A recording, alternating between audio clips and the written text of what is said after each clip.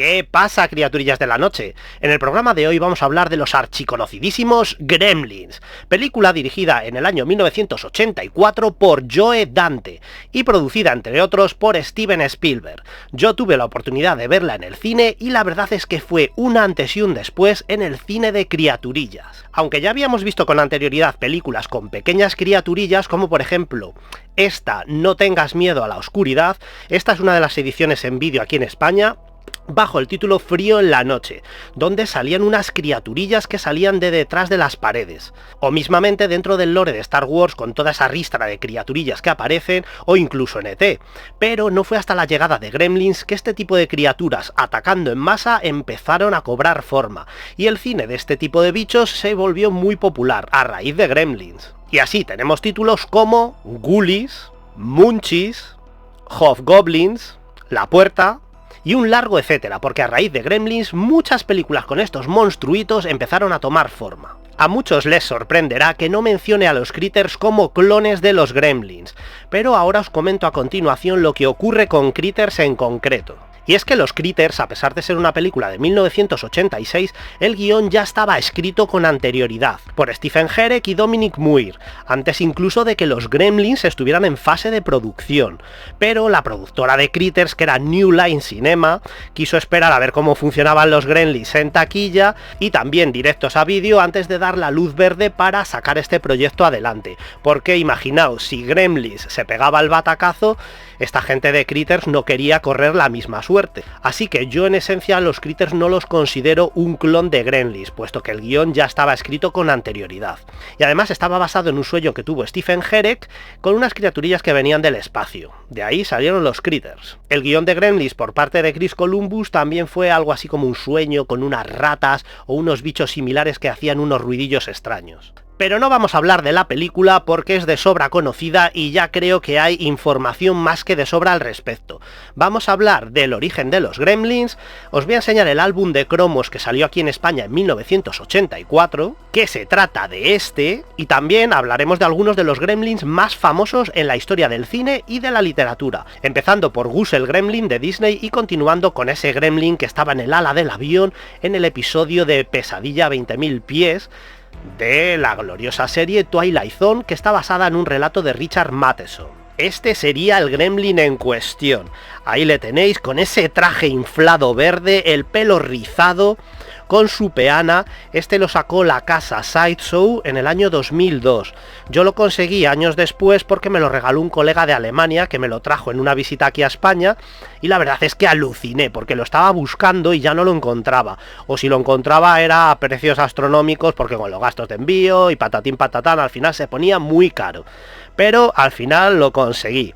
Ya veis qué cara tiene y la verdad es que esta historia es una de mis favoritas dentro de toda la serie de Twilight Zone. Venía con este complemento que es un trozo del ala del avión, porque este Gremlin se dedicaba a destrozar los aviones, como veremos a continuación en una pequeña parte documental que os he preparado de cómo actuaban estas criaturillas en los aviones. Por supuesto, también os enseñaré juguetes y figuras. Y aquí de momento ya os voy enseñando algunas como estas caretas cutres de plástico de la época, estas son de los 80. Esta pedazo de figura de Stripe de la marca LJN, que para mí es una de mis figuras favoritas dentro de mi colección de juguetes.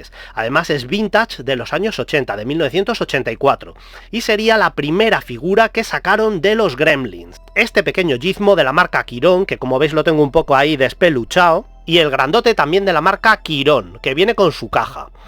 Estos Gremlins se dice que son de los años 80, pero yo durante la década de los 80, este en concreto, jamás lo vi. Yo nunca vi peluches de los Gremlins. Lo único que vi yo de pequeño eran las caretas esas de plástico cutres y también los muñequitos de PVC de la marca Comics Spain, que os enseñaré a continuación.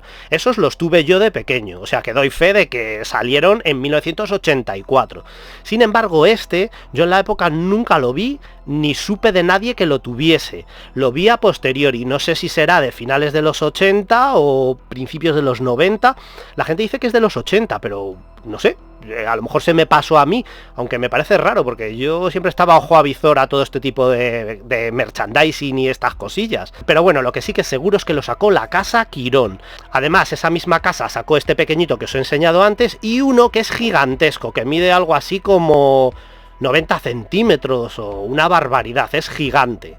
Y la verdad es que es muy feo porque tampoco mola demasiado y no representa el tamaño de lo que es un gremlin original, lo que era Gizmo. Ya este es demasiado grande, así que imaginaos el otro que mide casi 1 metro.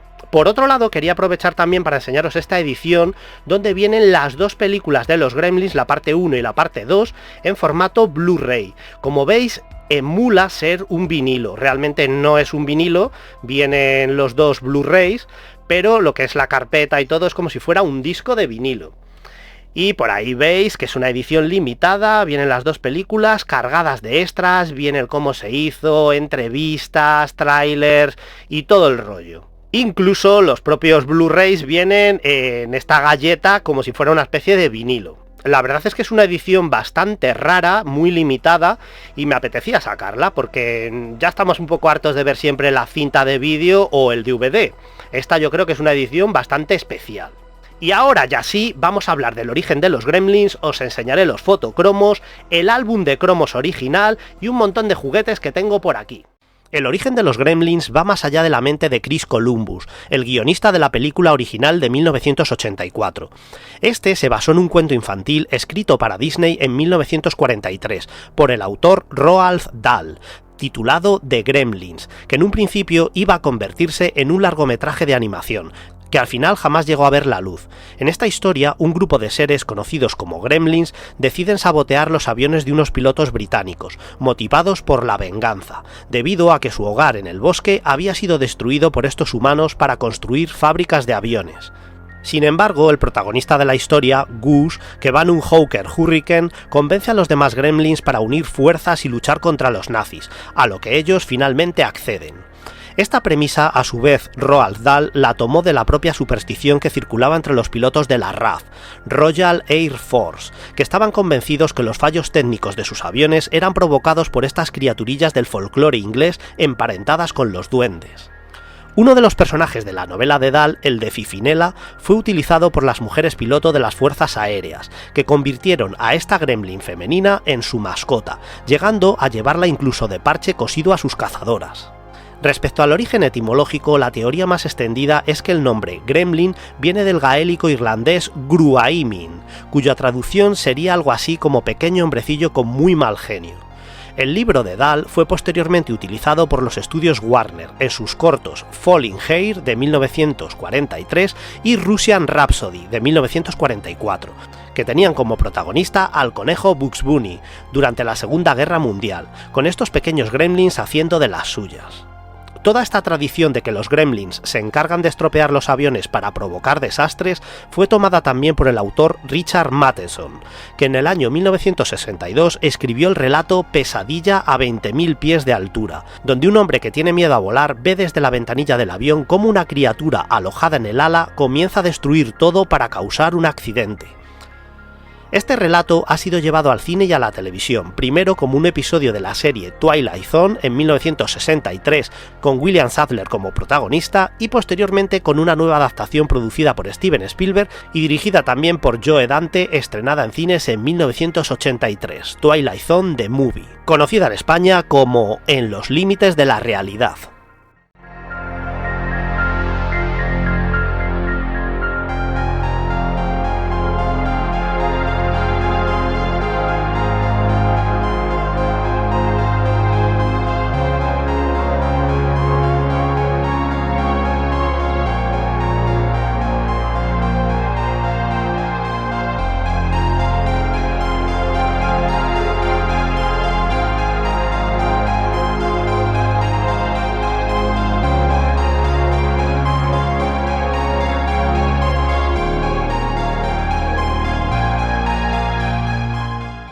Pasamos a continuación con los fotocromos. Como ya sabéis, los fotocromos eran esos carteles publicitarios que ponían en los cines, en las entradas, solían estar en una especie así como de corcho, algunas veces acristalado, la mayoría, porque es que si no los podían robar, evidentemente.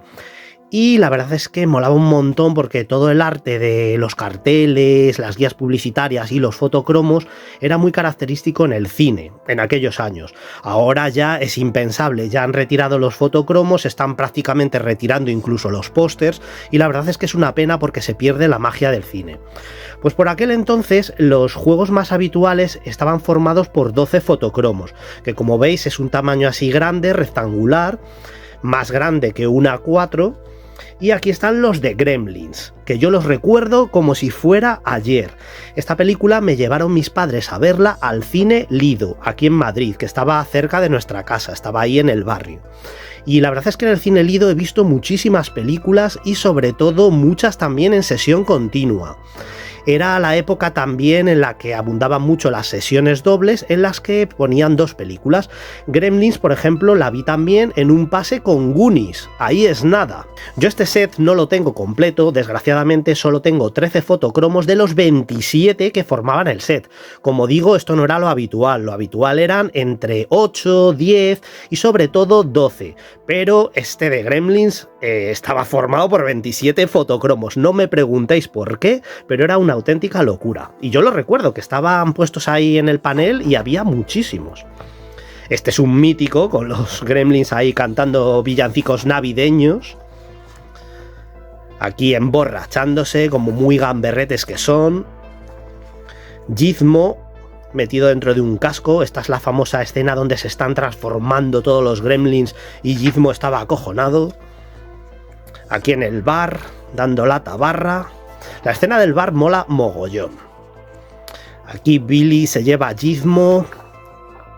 En la escena de la piscina, creo recordar, cuando va a ir a por Stripe.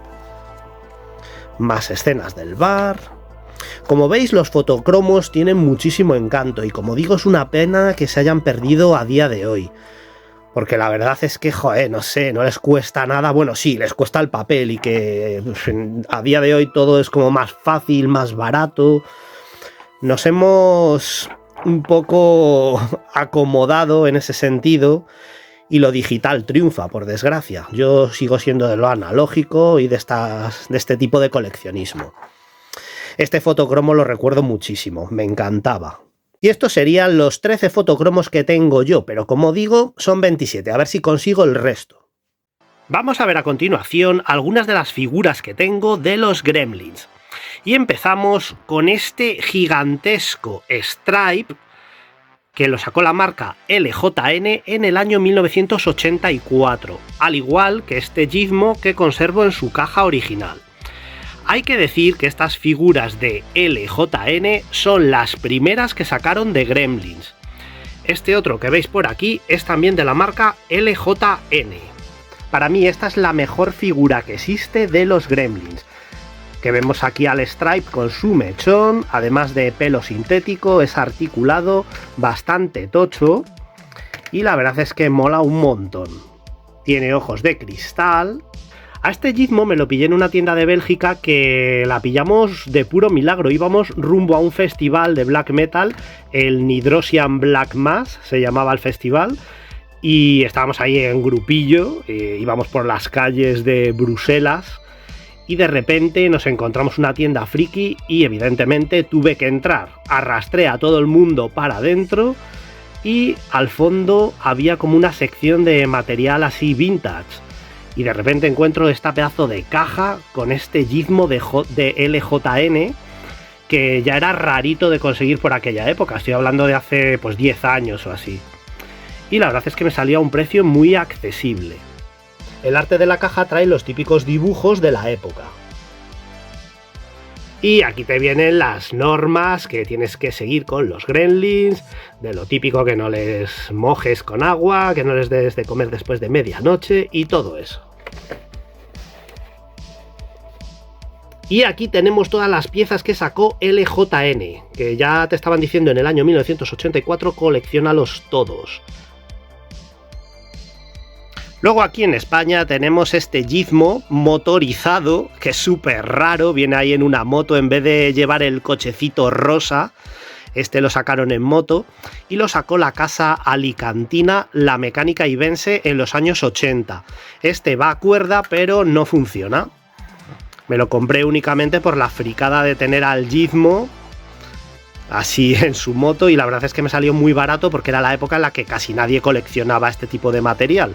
Y me salió muy barato, a muy buen precio. Y aunque no funcione, pues bueno, ahí está, queda chulo. Y estos dos de aquí son los típicos muñecos de PVC que yo sí tuve de pequeño. Este fue el único material que yo tuve de pequeño de los Gremlins, así de juguetes o muñecos. La verdad es que están muy chulos y son oficiales de la marca Comics Spain, porque luego sacaron un montonazo de bootlegs como estos que tenéis por aquí, que están todos sin marcar, sin licencia, falsos, pero que bueno, también tienen su encanto, especialmente este de aquí, con toda la boca ahí roja. Y ahí tenemos un Gizmo que es más grande de lo habitual. Realmente los Gizmos de Comic Spain eran de este tamaño. Bueno, este es el bootleg, que es horroroso. Y este sería el Gizmo original de Comics Spain. Como veis, el tamaño varía considerablemente. Para ver la marca tenemos que irnos a su oreja izquierda, donde está marcado como Comics Spain. Y Gizmo igual. Mientras que los otros no tienen absolutamente nada. Por otro lado tendríamos estas figuras ya más modernas de la marca NECA. Por ahí tenemos a Stripe, a Gizmo y a un Gremlin random. Tengo que decir que estas figuras de NECA, a pesar de que no están mal, para mí no tienen el mismo encanto que tenían las figuras que estaban hechas para niños, que estaban concebidas como juguetes, que veis por allí atrás. Este tipo de figuras están pues hechas para un público ya adulto. No son juguetes, por lo cual, pues eso, pierden el encanto de lo que sí que eran los juguetes para jugar los niños. Podéis apreciarlo en los colores de los juguetes eran más vívidos. Las figuras tienen unos colores así como un poquito más apagados, aunque los ojos los tienen chulos y bien hechos, pero no sé, es otro rollo. Esto ya está concebido para un público adulto y friki, por supuesto. Además es que de NECA han sacado un mogollón de figuras. Yo solo tengo estas tres porque, como os digo, soy más de coleccionar vintage, y a mí lo que me tira, sintiéndolo mucho, es esto.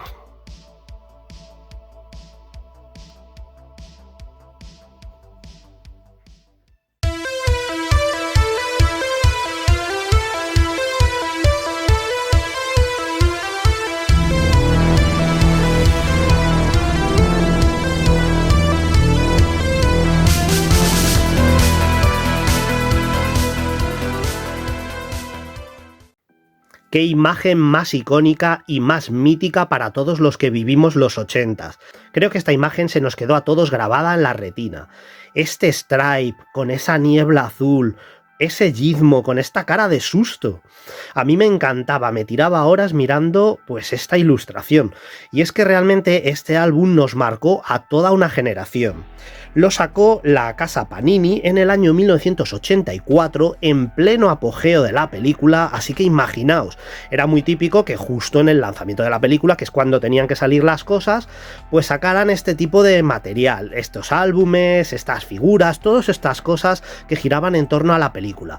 Y es que claro, los niños de la época siempre estábamos como a la última, por así decirlo. Si salía Cazafantasmas, tenías que hablar de Cazafantasmas. Si salía Regreso al Futuro, pues de Regreso al Futuro. Y si salían los Gremlins, pues de los Gremlins. Era lo que estaba en boca de todos en aquella época. Como digo, el álbum lo sacó Panini en 1984 y está formado por 180 cromos adhesivos. Vamos a ver un poco por encima lo que nos depara este álbum, que como veis ya pone ahí: Gremlins, cuidado, no los acerquéis al agua. Ya te estaban dando ahí señales. Comenzamos con el reparto. Nos están presentando a los protagonistas. Ahí tenemos a Billy, Zach Galligan, que luego este chico interpretó una película que a mí me parece muy chula y me mola bastante, y voy a aprovechar aquí para sacarla porque me acuerdo cuando salió en la época que todos decíamos: ¡anda, mira, si sale el chaval de los Gremlins!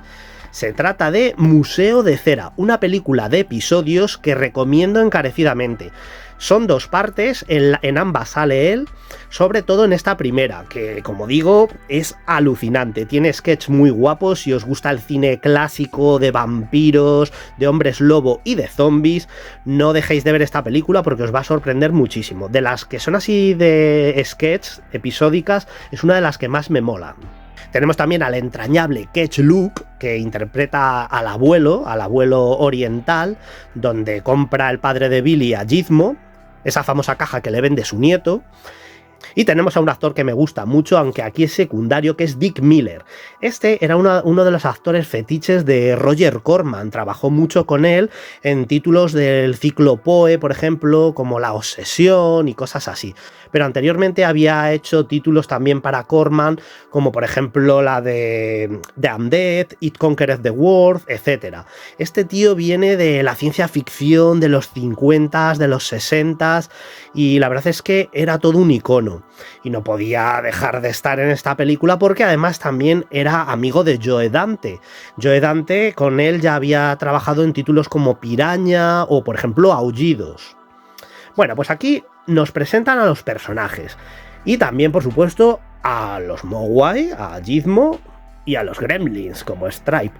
Había por ahí una publicidad que me hacía mucha gracia en la época, que decía algo así como: Mogwai es un Gizmo, Stripe es un Gremlin, como haciendo la diferencia entre Mogwai y Gremlin. Digamos que Mogwai es la fase en la que el animalito o la criaturilla está en modo cándido, así un peluchito simpático, gracioso, y ya cuando se transforman, cuando has incumplido las normas, cuando les das de comer después de medianoche, cuando les mojas y todo eso, se convierten en estos diablillos que no hay quien los pare. Este álbum molaba mucho porque además estaba formado por cromos tanto troquelados, como veremos a continuación, como de estos que formaban escenas. Aquí tenemos la famosa escena de Gizmo saliendo de la caja con sus manitas, y que era la portada de la película, donde todavía no querían revelar la cara de Gizmo. Sigamos, el encuentro con Mogwai. Aquí vemos al padre de Billy, que bueno, ya sabéis cómo va la película. Adquiere ese Gizmo, ese Mogwai, para su hijo Billy en su cumpleaños, y a partir de ahí la lía pardísima. Aquí tenemos Bienvenido a Kingston Falls, que es el pueblo donde se desarrolla la acción, porque Gremlins, como veis por aquí, es una película navideña, transcurre en Navidad. Este actor no me acuerdo cómo se llamaba, pero aparece también en la película Viceversa, que es la del padre que se intercambia con su hijo, que hay, no me acuerdo, creo que era por una estatuilla o algo así, la tengo que repasar, pero mola mucho porque el hijo, que es el chaval de aquellos maravillosos años, es fan del heavy metal y le gusta mucho una banda que se llama Malice, y acaban en un concierto de Malice. Digamos que el padre se convierte en el hijo y el hijo en el padre. De ese tipo de películas ha habido muchas. Bueno, pues aquí tenemos a Billy cuando conoce a Gizmo, cuando su padre le trae al Mogwai, y claro, Billy está todo flipado, porque imaginaos que os regalan un Mogwai, es que es increíble. Como os decía, hay varios tipos de cromos en esta colección, los que son de estos que forman partes, pero luego había otros que eran así chiquititos, y eran como a modo de fotogramas. El álbum es, como veis, muy ilustrativo, muy colorido, y gustaba mucho en la época. Aquí, por ejemplo, tenemos un caso de cromo troquelado para formar la escena. Este es Stripe cuando todavía no se había convertido en el bicharraco verde asqueroso con escamas que conocemos posteriormente. Todavía era de peluche. Y lo titulan este capítulo Los Otros. Y molaba mucho porque aquí está el coleguita de Billy, que está interpretado por el actor Corey Feldman. Que bueno, este chaval a mí me flipa, no necesita ningún tipo de presentación, era muy característico en las películas de aquellos años. Y me acuerdo que en la película, cuando ve que se reproducen por accidente todos los Mogwai, salen un montón de muñequitos y dice él ahí, cachondo: bueno, ahora ya sí me puedo quedar uno, ¿no?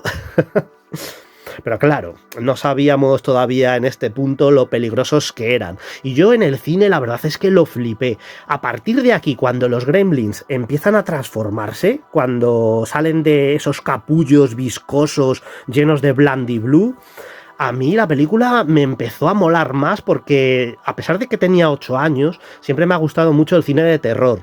Por lo cual, Gremlins también está un poco vinculada al terror. Sí que es verdad que no es un terror explícito, de hecho cambiaron muchísimas cosas dentro del guión porque iba a ser un poco más aterradora, pero al final le hicieron una película familiar. Aquí continuamos con el profesor de ciencias, que le llevan un Mogwai para que lo analice y todas esas historias, pero es que pasa que el Mogwai pues acaba comiendo, creo que una chocolatina o no sé qué historias, y al final se transforma dentro de la jaula, la deja toda babeante y da cuenta del profesor. Pero como digo, lo vemos de una forma un poco cándida, porque la muerte de este hombre no se ve de manera gráfica, lo podemos ver con una aguja clavada en el culete, algo así. Y no sé, la verdad es que está muy chulo eso, porque realmente si estás haciendo una película para niños, pues claro, tampoco puedes mostrar demasiada violencia.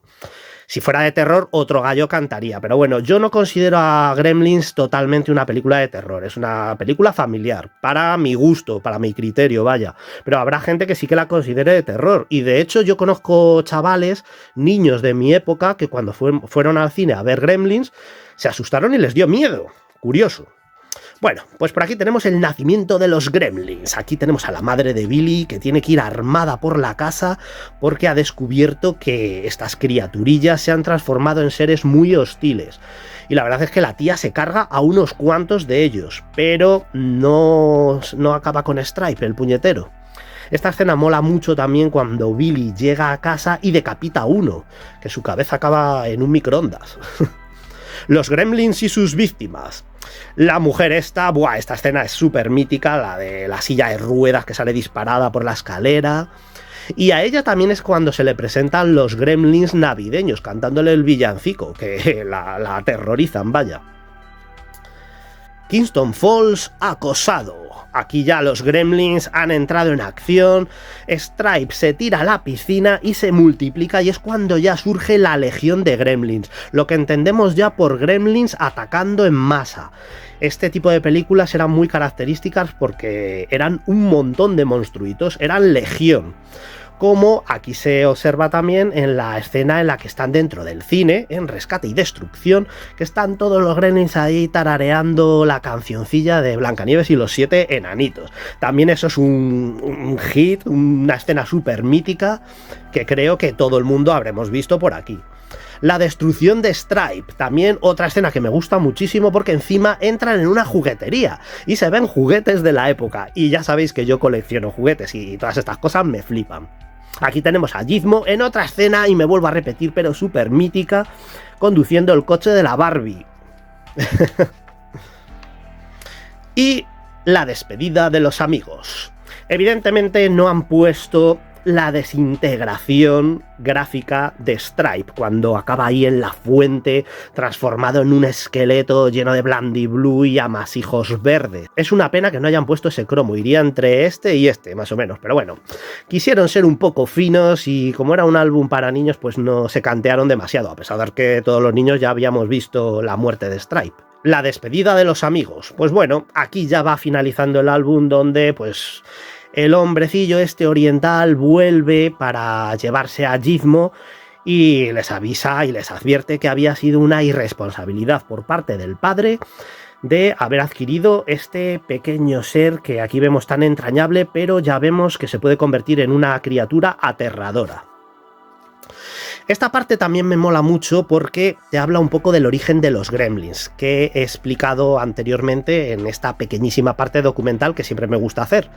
Y pues nos habla de lo que ya he comentado anteriormente, de todo esto de dónde vienen los gremlins, del libro de Disney, de que los pilotos británicos, tal y cual. Estaba muy bien y nos daba una información muy valiosa en la época. Yo esto lo leí un montonazo de veces.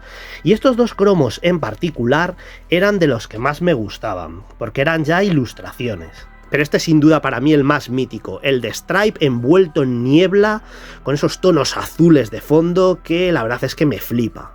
Súper ochentero. Menuda diferencia con los Gremlins originales del libro de Disney. El Gremlin Goose, que os he comentado anteriormente, que tenía una apariencia totalmente cándida en comparación con este, joder, era como un cartoon. Bueno, que realmente era un dibujo animado, era un cartoon. Y es que además en este tipo de gremlins, cuando ya están transformados y son verdosos, es que son pura maldad. En la segunda parte sí que es verdad que hay algún gremlin ya de estos más chungos, que son medio buenos, y son otro rollo distinto, pero en esta primera parte eran todos unos cabroncetes. Muy diferente a por ejemplo, lo que decía del Gremlin Goose, del libro, que realmente, pues al final incluso se llega a hacer amigo del piloto del avión, y gracias a eso convence al resto de los gremlins para que desvíen su ataque a los británicos y ataquen a los nazis, que en ese momento era el enemigo mayor. Y con esto termina el álbum de Gremlins, y como veis, muchos de aquellos álbumes de la época terminaban así. Si por lo que fuera no habías completado toda la colección, te daban la posibilidad de que enviando X dinero, además de los gastos de envío y patatín patatán, podías adquirir los cromos que te faltaban. No sé si vosotros habéis llegado a hacer eso, yo en mi caso sí, no recuerdo con qué álbum lo hice, pero sí que mandé dinero y el número de los cromos que me faltaban, y me los enviaron, así que pude completar la colección. Y era muy interesante porque cuando te faltaban muy poquitos cromos para completar la colección, ya habías agotado la moneda de cambio de cambiar con tus amigos y aún así no la habías juntado del todo, pues estaba esta posibilidad. Sin embargo, esto no valía con los álbumes así un poco más cutrecillos, tipo Monstruos Diabólicos y similares, donde siempre faltaba un cromo y era imposible de conseguir, y era el que cuando juntabas todo lo canjeabas por algún premio. Pero bueno, este tipo de colecciones que eran ya más tipo de editorial sí que eran más fáciles de juntar por precisamente esto. Dejadme abajo en los comentarios si vosotros habéis recurrido a esto de mandar dinero para que la propia editorial os mande los cromos que os faltaban. Y con esta bonita imagen de Gizmo conduciendo el coche de la Barbie y esta frase de "cuidado, no les deis de comer después de medianoche", finaliza el álbum de cromos Gremlins, uno de los álbumes que sin duda marcaron mi infancia. Si os ha gustado este vídeo, dejadme un like, dadle a la campanita para que os avise de futuros vídeos y por supuesto suscribiros al canal si no lo estáis ya, que es totalmente gratuito. Sin más me despido y nos vemos en próximos vídeos. Si te ha gustado el vídeo, dale al like y suscríbete. Ayudas mucho al canal.